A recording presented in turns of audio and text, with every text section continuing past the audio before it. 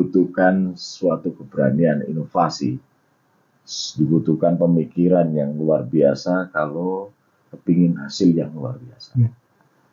Contohnya begini, Pak Jokowi itu sarana prasarana gebiar, Ya. menghasilkan keluar biasaan transportasi. Yes. Tidak ada hambatan dari satu daerah ke daerah yang lain, dan terwujud hari ini. Pak Prabowo beda lagi. Kalau sarana prasarana, iya, masih dipertahankan. Jangan sampai jalan yang sudah baik menjadi rusak, tidak dibangun. Nah, ini yang dipertahankan. Tetapi Pak Prabowo mempunyai kebijakan yang luar biasa kembali terkait masalah pangan.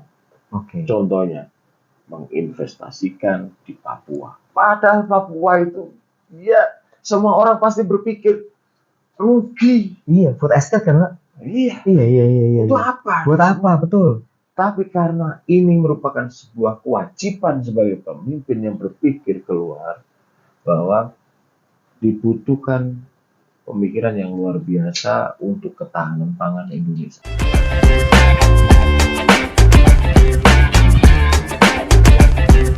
Halo, selamat datang di podcast Suara Rakyat. Kali ini sama saya Fanhar, dan nggak kemarin banget sih, tapi beberapa hari yang kemarin kan kita baru aja merayakan Idul Adha gitu kan. Kalau ngomongin Idul Adha itu nggak lepas sama teman-teman peternak gitu. Karena kan mereka salah satu kunci ya, Idul Adha nggak pakai peternak kayak mana kan nggak bisa juga. Nah, kita bakal ngomongin itu nih hari ini. Fanhar sudah sama Pak Hadi Setiawan, anggota Komisi B dari Jawa Timur. Selamat datang di podcast Suara Rakyat, Pak Hadi. Waalaikumsalam. Ini pertama kalinya nih Pak Hadi main kesini nih. Dan kita langsung cerita nabi-nabi. Kenapa? Karena kalau kita bicara peternak, salah satu teladannya Nabi Ibrahim. Bener gitu ya Pak Hadi ya? Korbannya lebih tepatnya. Oke. Idul korbannya, semangat berkurbannya gitu kan. Kalau kita bicara soal Nabi Ibrahim tapi ini Pak, kisah dari beliau itu yang sebenarnya relevan buat pemimpin sekarang itu kalau menurut Pak Hadi di sisi mananya Pak? Jadi kalau kisah Nabi Ibrahim itu banyak sekali sebenarnya kisah-kisah Nabi Ibrahim yang itu berkaitan dengan seorang individu, ayah dengan anaknya, Nabi Ibrahim sebagai manusia pribadi, Nabi Ibrahim sebagai suami, Nabi Ibrahim sebagai Rasul, dan sebagai pemimpin umat waktu itu. Jadi itu kisahnya hampir semuanya ada di situ. Lengkap sebenarnya Pak ya. Maka dari situ Nabi Ibrahim disebut bapaknya para nabi. Oke, karena memang selain dari garis keturunan juga kisahnya lengkap banget. Dan peninggalan di Mekah itu adalah peninggalan Nabi Ibrahim. Oke, iya. Contohnya bangunan Ka'bah itu dibangun lagi oleh zaman Nabi Ibrahim. Ada sumur Zam-Zam Nabi Ibrahim. Terus lagi ada Hijr Ismail, Maqam Ibrahim, dan lain lagi. Termasuk sa'i yang kita ibadah yang kita lakukan adalah niru apa yang dilakukan oleh Nabi Ibrahim. Jadi istilahnya intinya ya, awalnya di situ ya. Ya. Terus kalau kita bicara, itu kan beliau pemimpin kan otomatis. Harusnya masih diteladani sama pemimpin kita yang sekarang dong kalau kayak gitu. Harus. Relevan banget loh itu masih ya. Bahkan doanya Nabi Ibrahim disebutkan bahwa berikanlah Tuhan itu, berikanlah aku penyampaian dengan lisan yang baik. Oke. Dan kelompokkanlah ke dalam orang-orang yang soleh. Salah satunya intinya begitu. Relevan banget loh itu. Idealnya kalau itu diterapkan. Kan, betul. Posisi hari ini kan mana pemimpin, mana rakyat kan ngomongnya itu kan, aduh ya begitulah. Ini memang tradisi Jawanya sudah hilang. Betul. Kaidah-kaidah keislaman itu banyak sekali pemimpin-pemimpin atau yang lupa bahwa mungkin juga saya sendiri mungkin kalau ngomong ceplos-ceplos gitu. Ya. Nah, ini kadang-kadang keteladanan pemimpin dahulu kurang. Itu kalau dari segi ilmu komunikasinya. Tapi kalau kita bicara soal kebijakan ekonomi sama pembangunannya nih Pak Hadi, kalau kita lihat dari Nabi Ibrahim seperti apa? Kalau Nabi Ibrahim kan jelas dalam konsep beribadahnya, konsep kemasyarakatannya, jelas berkorban. Korban itu kan salah satu wujud yang diwujudkan perintah Allah, perintah Tuhan kepada Nabi Ibrahim untuk menyembelih putra yang paling disayanginya. Itu kan pengorbanan. Ya, Jadi jelas. pemimpin bangsa, pemimpin umat harus berani dan bersiap-siap untuk melakukan pengorbanan. Supaya Contoh Nabi benar. Ibrahim. Supaya pembangunan itu bisa tetap jalan, pasti harus ada yang dikorbankan gitu Dan kan. banyak kisah-kisah. Contohnya begini. Contoh kisah yang mungkin jarang dikupas oleh beberapa mubalik atau ustadz itu, ketika Nabi Ibrahim ini menerima tamu, penghormatan terhadap tamu, Nabi Ibrahim itu sempat dikisahkan bahwa mengambil pupu itu apa? Sampel. Oke, sampel ya. Sampel pupunya kambing itu untuk disajikan kepada tamu-tamu. Dan Nabi Ibrahim makhluk yang paling sosial. Contohnya sosial itu harus dijalankan. Pengorbanan itu meliputi mulai dari rumah sampai tempat dimanapun berada. Jadi Nabi Ibrahim seringkali kalau makan tidak bisa sendiri. Harus bareng-bareng. Bareng-bareng ngundang teman-temannya. Wow. Ngundang orang-orang diajak bermakan bersama. Ini kisah-kisah yang memang menjadi inspirasi, seharusnya menjadi sebuah teladan bagi kita sekalian, apalagi pemimpin. Kadang, mohon maaf, pintu gerbangnya kadang buka, alasannya banyak. Betul.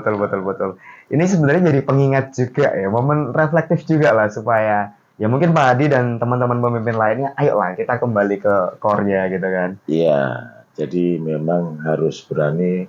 Salah satu sisi sebagai pemimpin harus berani menghadapi itu. Ketika kita bicara momen refleksi tadi nih Pak Hadi, kalau kita kaitkan dengan keadilan ekonomi daerah, masih bisa nyambung nggak ya Pak? Namanya keadilan, bukan adil ya. Iya. Kalau adil itu sifat. Oke. Kalau keadilan berarti kan sifat yang harus diperjuangkan. Harus diperjuangkan. Betul. Oke. Jadi kalau namanya keadilan harus sifat yang harus diperjuangkan menuju adil. Adil itu kan tidak harus sama. Nah, itu dia. Betul. Adil itu kalau bahasa kita profesional kan Ya. gitu. Proses sesuai dengan porsinya masing-masing. Benar. Nah, ini kan memang relatif. Kalau per hari ini masyarakat itu porsinya ini kan maunya sama. Itu yang susah ya. Jadi kadang-kala ini yang harus dicermati, memang bangsa ini kompleks persoalannya, masyarakat ini kompleks, dan itu harus diurai benar satu persatu menjadi suatu bahan, bahwa bahan ini bisa dipakai untuk kesuburan tanaman yang akan kita tanam, yang sudah kita tanam oleh pendiri bangsa ini ditanam sehingga harus mempunyai rasa kenyamanan yang berguna untuk masyarakat. Nah, ketika kita bicara keadilan, tadi kan kalau Pak Hadi bilang itu kan harus diperjuangkan. Bukan sama rata, tapi proporsional. Apesnya Pak, apesnya kalau kita bicara sebuah kebijakan yang adil, berarti kan nggak semuanya rata toh Pak. Itu kadang nggak populer Pak, karena balik lagi, masyarakat itu maunya semuanya sama Pak. Akhirnya jadi nggak populer kebijakannya. Ada nggak cerita dari Nabi Ibrahim yang harus mengambil kebijakan yang tidak populer, tapi sebenarnya itu harus dilakukan? Ketika meninggalkan istri untuk berjalan lagi, itu kan kebijakan yang tidak populer. Iya sih, betul. Siti Hajar untuk ditinggalkan, sedangkan itu posisi Siti Hajar lagi baru melahirkan. Itu kan kebijakan yang tidak populer. Ya. Jadi memang kebijakan yang tidak populer ini kadangkala, kalau dulu mungkin masyarakatnya sedikit gitu ya. Tapi kalau sekarang masyarakatnya itu satu orang, ya itu bisa menjadi masyarakat 10. Karena pegang HP-nya 4 atau 5. Nggak salah sih itu Pak. Iya. Jadi itu yang bikin kadangkala pemangku kebijakan atau pelaku kebijakan harus berani melawan itu. Meskipun tidak boleh menolak.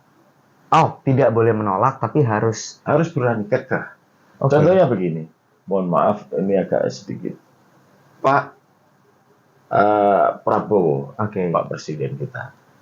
Pak Prabowo itu dengan kebijakan makan siang gratis Aha. itu banyak juga yang apakah ini berhasil, apakah ini bagaimana, uang mana ini. Tapi beliau kekeh terhadap pendiriannya, keyakinannya bahwa itu harus kita jalankan dengan segala risiko. Ya untungnya Pak Prabowo hari ini berbeda dengan Pak Jokowi. Nah, Bahasanya kekuatan Pak Prabowo luar biasa. Kalau Pak Jokowi begitu sedikit-sedikit diserang, sampai ijazahnya diserang dan nah itu lain-lain dia. diserang. Betul. Kalau Pak Prabowo kekeh, tidak ada yang berani. Berarti Itu salah satu modal itu sebenarnya, Pak ya. salah satu modal. Salah satu modal. Memang ketika kita harus mengambil kebijakan yang tidak populer, loro kabeh, Pak. Betul. Karena tadi satu orang pegang handphone 4. 4. Satu keluarga bisa jadi hitungannya 20 kalau kayak gitu. Betul. Jatuhnya head speech itu aduh ngeri banget head speech kalau kita bilang head speech. Tapi ya kadang itu memang harus diambil. Harus diambil. Contoh dari Pak Hadi tadi ketika kita bicara soal makro Presiden Prabowo. Kalau saya tarik ke Jawa Timur nih Pak, teman-teman Komisi B atau mungkin teman-teman DPRD Jatim pernah nggak ada di posisi kayak gitu Pak? Pernah. Jadi kalau kemarin kita pada saat penganggaran, kebetulan kita berada di Banggar. Oke. Jadi itu ada sedikit yang harus kita pertahankan dan ada yang harus kita lepaskan. Tapi kami mohon maaf tidak bisa membuka itu karena jelas daripada bikin gaduh Pak ya. Bikin gaduh. Itu dia. Iya. Memang fungsi sebagai anggota DPR itu kan nggak banyak sebenarnya. Ya. Fungsinya kan cuma 3. 1 penganggaran, nomor 2-nya adalah pengawasan, nomor 3-nya penyusunan perda. Oke. Kalau DPR RI kan undang-undang Betul. perda atau peraturan daerah. Hanya ini saja. Pada saat bisa berkening dengan OPD demi kepentingan masyarakat, ya tentu kita harus berkeningnya di saat penyusunan anggaran. Contohnya kemarin, ini ngomongan selain Nabi Ibrahim, adalah karena Idul Adha ini terkait dengan hewan. Betul, peternak ya. Peternakan. Terjadinya PMK kemarin kan dahsyat. Betul, itu mau Idul Adha lagi Pak ya. 2 tahun terakhir loh kayaknya itu. Betul, iya. Itu 6 sebelum 3 atau 4 bulan sebelum Idul Adha. Jadi kami dari DPRD Provinsi, kebetulan yang di Komisi B, berusaha memanggil dengan Dinas Peternakan, kita tanya apa langkah-langkah Dinas Peternakan untuk itu. Maka Dinas Peternakan meminta untuk kami untuk bisa mengajukan anggaran. Ya. Dari Komisi B, beserta seluruh anggota Banggar setuju untuk meminta tambahan anggaran 25M untuk PMK. Iya, ini jadi semakin menarik sih ya Mbak War, karena dari cerita soal Idul Adha aja misalnya bisa berkembang ke teladan Nabi Ibrahim dan ke peternak juga. Luas banget, kamu nggak boleh kemana-mana, kamu harus stay terus di episode ini di podcast Suara Rakyat.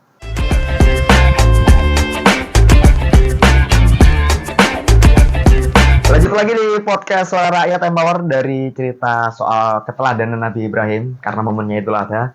Bisa langsung lompat ke peternakan. Memang ngobrol sama Pak Hadi ini seru banget karena banyak insight baru yang Fandar dapat. Soal peternakan tapi Pak, saya jadi keinget kan waktu Idul Kurban kemarin, Idul Adha kemarin, teman-teman saya banyak yang bakulan Pak. Ya antara yang satu bakulan atau belantiknya, tapi mereka ada di sektor itulah. Peternak lokal di Jatim ini kondisinya seperti apa sekarang Pak? Kalau peternakan di lokal Jatim ini memang masih nggak bisa diandalkan, belum bisa diandalkan. Bisa Pak, banyak loh padahal Pak. Ya karena kalau peternakan itu ada kualitas ya. Jadi kalau lokal hanya mengandalkan peternak petani, maksudnya langsung peternak dari kandang yang di situ mungkin ada 4, 5 atau 1, 2 gitu ya, itu kan langsung ke petani. Itu memang maunya itu yang kualitasnya kualitas bagus. Jadi paling tidak Brahman atau Simental atau yang sejenis itu. Tapi kalau masuk ke peternakan yang liar kayak sapi Madura itu kan memang dilepas gitu ya. Oh, yang peternakan itu kan konsepnya bagus sebenarnya, Konsepnya kembali ke bagus. alam kan secara alam, konsep, betul. secara konsep. Jadi kalau di Jawa Timur ini memang belum ada untuk sapi daging ya, sapi daging yang berkonsep seperti kayak di Jawa Tengah atau kayak di Australia. Ya. Saya melihatnya belum ada. Adapun saya belum melihat, tapi saya sudah mendengar itu di Mojokerto. Tapi gulung tikar. Loh, Itu sangat disayangkan, Kak. iya benar. Kenapa ini kok bisa terjadi seperti itu? Mungkin ada sesuatu kebijakan yang harus dibetulkan. Itu masih kami kaji. Oke. Dan saya sudah pernah memanggil teman-teman dinas peternakan untuk menanyakan ini. Hambatannya kalau dari sisi peternaknya apa tuh memangnya, Pak? Hambatan mereka gitu. Satu ya, karena ini di Jawa Timur itu iklimnya berubah, pasti hambatannya itu adalah sumber daya makanan. Jadi makanan yang utama kalau sekarang sudah bisa difermentasi. Tapi itu kan kebutuhan makannya juga besar juga kalau sapi ini. Ya. Kalau yang kedua adalah sistem regulasi ini yang harus benar-benar diurus supaya masyarakat pengusaha peternakan ini terlindungi. Oke. Saya belum melihat, saya masih mencari ini. Ada yang ngomong ke kita ada bahwa peternak ini tidak bisa langsung impor untuk bibit dari Australia atau dari luar negeri. Kok bisa, Pak? Nah, ini yang saya belum mencari, masih kami kaji. Oke. Di mana letak ketidakbolehannya di mana. Itu akan kami kaji. Nanti kalau memang sudah ketemu, mau kita diskusikan dengan dinas peternakan. Supaya apa? Jawa Timur ini ketahanan pangannya tidak tergantung dari daerah lain. Itu dia. Loh, kalau kata Pak Hadi di internal Jawa Timur maksud saya itu kan pasokannya masih nggak begitu kuat gitu karena masih banyak tantangan yang dihadapi teman-teman peternak lokal. Betul. Terus sapi-sapi kita ini pasokan dari mana, Pak? Luar daerah kah atau malah luar negeri, Pak? Kalau luar negeri nggak seberapa besar. Oke. Tapi kalau dari peternak lokal yang memang Idul Adha itu kan momen. Betul. Wayai panen. Wayai panen. Iya. Jadi kadangkala orang menyiapkannya itu sudah 1 tahun atau 2 tahun disiapkan di kandangnya masing-masing. Begitu Idul Adha mereka keluarkan semua. Jadi sebenarnya sulit untuk mengukur ketika momen Idul Adha itu. Oke. Jadinya karena ya itu tadi waktunya panen akhirnya semua masuk tanpa filter, Pak. Ya, kalau difilter ketika PMK ya difilter. Oke. Tapi kan bukan filter dari mana. Tapi sapinya kesehatannya. Itu pasti difilter. Terus kalau kayak gitu, Pak, untuk ketika kita bilang supaya peternak kita jadi pemain utama lah ya ketika momen Idul Adha atau momen bukan Idul Adha pun. Yang Pak Hadi siapkan seperti apa nih? Sistem seperti apa sih idealnya sebenarnya, Pak? Jadi kalau untuk mempersiapkan ketahanan pangan, itu kan harus disiapkan sarana prasarana. Baik itu dari mulai airnya, makannya, sampai pada saat pembuangan. Baik itu pembuangan kotorannya, sampai ke pembuangan dagingnya. Bisa dikatakan kalau membuang produksinya itu kemana. Itu harus disiapkan semua. Yang kedua, kepastian regulasi. Betul. Perlindungan terhadap peternak ini harus ada. Yang ketiganya baru kita ngomong masalah harga. Harga itu kalau dikempur sama luar yang lebih murah, ya amblas loh, Pak. Perkara harga itu. Nah, kalau sudah demikian, Pak, perlu perda baru nggak, Pak? Kira-kira menurut Pak Hadi? Ya, sangat perlu untuk dilakukan pengkajian itu guna kalau memang dibutuhkan regulasi baru, kita akan buat regulasi baru. Nah, ini masih dalam proses kajian dari Pak Hadi ya. Betul. Oke, nah mundur sedikit Pak di momen Idul Kurban kemarin.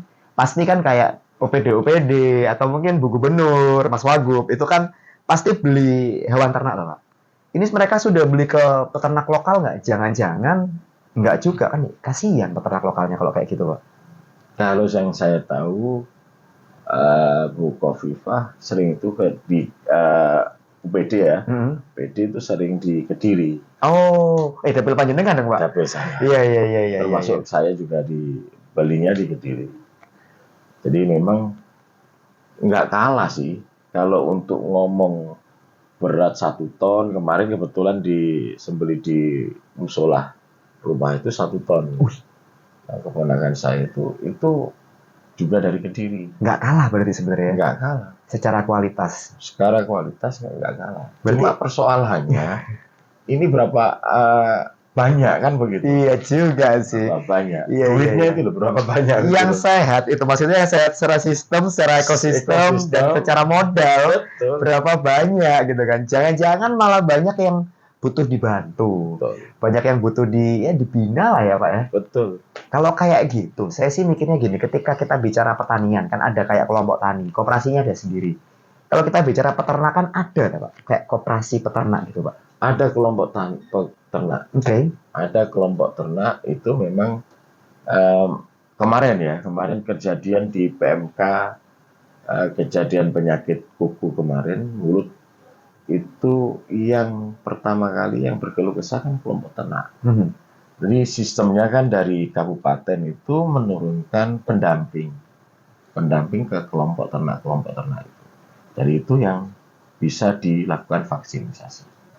Jadi harus ada kelompok ternak agar bisa dipantau sebenarnya apa sih yang diinginkan oleh masyarakat. Itu dari pendamping. Oke. Dan pendamping nanti masuk ke kabupaten masuk ke provinsi. Ketika kita bicara koperasi peternak, Pak Hadi, sudah optimal nggak ini teman-teman koperasi peternak ini? Kalau tahun-tahun ini ya, mohon maaf, saya harus berani ngomong terkait masalah koperasi, semua koperasi belum maksimal. Semua koperasi belum maksimal. Apa tuh memangnya, Pak? Yang bisa di-expand loh supaya mereka bisa optimal. Kalau tolak ukurnya, karena kita ini sudah merasakan KUD zaman dahulu. Kalau ngomong, berarti kan ada sebuah pembanding. Ya. Kalau perbandingannya dari KUD zaman Orde Baru dengan koperasi yang zaman sekarang, jauh. Lebih bagus zaman KUD dulu. Jadi pembelajaran sini ya, Power. Ketika kita bicara Orde Baru itu nggak semuanya jelek ternyata, Pak ya. Nggak semuanya jelek. Kita bicara koperasi malah buktinya sistemnya lebih solid dulu. Betul. Kok maka bisa? dari situ Pak Prabowo kembali lagi presiden kita menggerakkan koperasi merah putih. Oke, itu tujuannya. Supaya bisa menjadikan koperasi ini sokok guru ekonomi. Balik lagi ya, koperasi bisa jadi sokok guru ekonomi lagi. Wow, ketika kita bicara optimalisasi berarti PR-nya banyak, Pak ya. Banyak kalau banget. ngomong koperasi peternak ini ya. Tapi mungkin nggak sih, Pak, balik lagi ke masa kejayaan atau makan mungkin melebihi ya, beyond gitu, Pak. Mungkin nggak? Jadi kalau menurut saya ya, kita analogikan bahwa sebuah anak itu banyak persoalan. Jelas. Gitu kan? Anak itu banyak persoalan, maka ketika dia sudah dewasa, anak ini kan juga mempunyai kemandirian sendiri. Ya. Sama dengan harapan saya, harapan seluruh masyarakat Jawa Timur, bangsa hari ini, bangsa Indonesia banyak sekali persoalan. Tetapi semoga ini menjadikan tambah, baik demokrasinya, menjadi persoalan kan. Masa kita setiap 5 tahun ganti era demokrasi. Betul. Dulu dipilih bupati, dipilih langsung oleh gubernur atau presiden kan begitu, DPR gitu kan. Hari ini dipilih langsung oleh rakyat. Habis itu ganti lagi. Itu kan sebuah persoalan. Iya. Ada sistem lagi yang berubah-ubah terus. Pendidikan terus berubah. Kurikulum ganti menteri ganti. Iya, betul. Dan kami berharap semoga ini sebuah pupuk yang akan menjadikan bangsa ini semakin besar. Oke. Karena banyak persoalan dan semua bisa dihadapi. Oke, jadi semakin menarik gak sih ya, Mawar?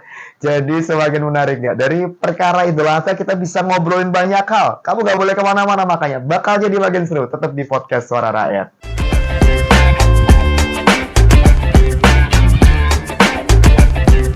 Lanjut lagi di podcast Suara Rakyat, Mawar. Gimana? Dari cerita nabi-nabi loh, bablasnya sampai kemana-mana. Sampai ke peternakan. Visi besar kedaulatan ternak. Gitu gak sih, Pak Hadi? Betul. Nah, kira-kira apa kalau kita bicara Pak Hadi nih, visi besarnya Pak Hadi soal kedaulatan ternak di Jawa Timur seperti apa? Kedaulatan itu kan berarti kemandirian. Jadi kemandirian itu dimulai dari proses sesuatu sarana. Mulai dari bagaimana bibit, terus kesediaan sarana-prasarana peralatan untuk menuju ke arah pendewasaan bibit itu sampai unsur kemana panen itu didistribusikan. Kompleks berarti Pak ya? Kompleks. Jadi satu hal yang saling terkait dan kompleks pol berarti Pak ya? Kedaulatan pangan itu ke kedaulatan ternak sama juga gitu. Mudah mencari akses bibit. Kedua adalah sarana prasarana. Berarti sarana prasarana apa? Harus kuat di dalam sistem informasi, teknologi, dan juga masalah yang lain-lain. Yang lain-lain ini apa tuh Pak? Contohnya begini. Misalnya Pak. Iklim ini kan juga mempengaruhi. Ya, betul. Iklim mempengaruhi terhadap pangan. Jadi sumber daya sapi itu kan mungkin dari rumput. Rumput ini kan ada musim pengering, otomatis kan juga kering. Iya, betul. Maka harus disiapkan sarana prasarana yang lain. Bagaimana rumput itu meskipun tidak ada makanan yang lain. Nah, kalau sekarang sudah mulai teknologi baru, mungkin sudah melakukan fermentasi. Fermentasi pakan. Wow. Jadi itu kan untuk menunjang bibit ini tidak ketinggalan makanan. Supaya bibitnya masih tetap jadi bibit unggul ya. Betul. Berarti secara nggak langsung pemerintah nih Pak ya, perlu melakukan namanya investasi di sektor peternakan ya. Betul. Kalau kita bicara investasi itu nggak cuma duit, tapi ada banyak di situ kan, termasuk SDM. Katanya kan Indonesia Emas 2045. Betul. Butuh sentuhan generasi muda nih. So far gimana kalau Pak dilihat? Ada optimisnya nggak? Karena, ngapunten Pak, teman-teman saya yang lulusan peternakan, kerjanya di bank, kerjanya di agensi, jadi sales, content creator, gitu kan. Nggak ada yang balik ke peternakan, Pak. Betul. Jadi gimana nih harusnya idealnya nih Pak Hadi? Jadi problem kita ini kan sebenarnya kompleks untuk generasi muda ini. Satu sisi generasi muda itu sebagai tulang punggung bangsa. Maju atau tidaknya suatu bangsa itu ditentukan dari pemuda. Betul. Maka Soekarno berkata bahwa beri saya 10, pemuda akan goncang dunia. Iya. Nah, problemnya di sektor-sektor pertanian, nelayan, sektor peternakan, pemuda ini mempunyai kurang semangat. Lemes ya. Lemes. Iya. Saya asalnya dari nelayan, bapak saya petani tambak. Oke. Jadi memang kalau suruh kembali ke tambak, resikonya kulit hitam. Ya juga sih. Nilai jual menurun. Nilai jual. Iya. Nggak salah sih itu Kalau masih muda ya, Iya, kalau iya. masih belum punya suami kan nilai jual menurun. Iya, nggak salah sih. Kulit hitam, rambut merah, ini waduh bisa nggak laku itu kan. Iya juga sih. Tapi ada sesuatu yang mungkin mereka belum sadar. Kita generasi muda, anak-anak petani, bahwa sebenarnya peternak petani itu adalah penyokong pangan terbesar di Indonesia. Kalau mereka semuanya lemes, tidak mau menjalankan apa yang dilakukan oleh bapak ibu, keluarganya, orang tuanya, maka siapa penerusnya? Nggak ada Pak, jadi perumahan Pak. Jadi perumahan. Iya kan, area ternak misalnya jadi perumahan. Ya kan? Kebutuhan orang se-Jawa Timur, kebutuhan orang se-Indonesia maka akan ditangani oleh mesin-mesin atau ditangani oleh bangsa asing. Aduh, ya rugi kita juga loh kalau gitu. Jadi kalau menurut saya sebenarnya pemuda ini adalah pahlawan hari ini. Pemuda yang mau mengurusi persawahan, pemuda yang mau mengurusi peternakan harus diberi reward oleh pemerintah bahwa mereka adalah tulang punggung pangan di Indonesia. Ini yang kurang digembor-gemborkan dan sosialisasikan dari pemangku-pemangku kebijakan. PR-nya banyak nih berarti Pak ya. Banyak. Karena kalau mau mancing generasi muda misalnya, persepsi Vanhar ya kan, perlu dibuat jadi menarik. Sementara ya tadi tuh Pak, nilai jual menurun itu kan tidak menarik jatuhnya. Berarti kan pemerintah perlu ada kayak semacam stimulus atau pemanis bahwa ini sektor peternakan seksi kok sebenarnya gitu. Seksi. Iya, misalkan nih Pak, mungkin nggak sih ada kerjasama sama BUMD misalnya, marketnya tak diberesin BUMD, kamu produknya nih, nanti marketnya yang jualan BUMD, itu mungkin nggak sih Pak? Sangat mungkin. Idealnya ya. Idealnya memang begini. Idealnya pemerintah lewat kebijakan baik itu BUMD maupun lembaga-lembaga swasta lewat jalur-jalur tangan-tangan pemerintah ini kan bisa digerakkan juga. Yes. Lewat CSR-nya atau apa. Itu sebenarnya bisa dijadikan sebuah proyek bahwa pemuda ini tidak hanya begini-begini saja. Nggak boleh gitu-gitu. SDM-nya ditingkatkan, sarana prasaranya dilengkapi, teknologinya juga tidak kalah. Saya yakin dari 100 mungkin akan tertarik 10. Tapi kalau 10 orang ini betul-betul dijamin bahwa mereka akan bisa lebih bergerak dan lebih berpotensi mengembangkan usahanya ini, saya yakin 10 ini akan menjadi proyek bahwa pemuda tidak kalah. Wow. Akan menjadi daya tarik. Iya, benar. Nah, kalau kayak gitu Pak, tadi kan satu sisi ya BUMD ya.